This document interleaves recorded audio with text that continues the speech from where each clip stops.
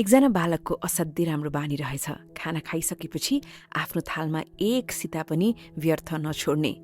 एक दिनको कुरा उसका साथीहरूले जिस्काउँदै सोधेछन्, तिमी हरेक दिन खाना खाँदाखेरि थालमा एक थोपो पनि छोड्दैनौ, किन यस्तो? बालकले 3वटा कारण बतायो। नम्बर 1, यो मेरो पिताप्रतिको आदर सम्मान हो। यो खानेकुरा किन्नको लागि उहाँले कति मेहनत गरेर कमाउनु भएको पैसाले किनिएको हो। नम्बर 2, मेरो आमाप्रतिको सम्मान हो।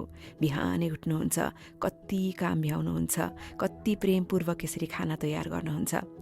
नम्बर 3, यो तयार गर्ने किसानहरूप्रतिको मेरो सम्मान हो, जो खेतमा भोको रहेर कडा मेहनतले यसलाई फलाउँछन् र थालमा जुठो छोड्नु भनेको उनीहरूको अपमान गर्नु पनि हो। त्यसैले खाना खाऊ मन भरेर, नछोड एक कण पनि। त्यति मात्रै खाना थालीमा ल्याऊ जुन व्यर्थ नजाओस् नालीमा। साँच्ची सामाजिक सञ्जालमा भेटिएका कुराहरू कहिलेकाहीँ कति मर्म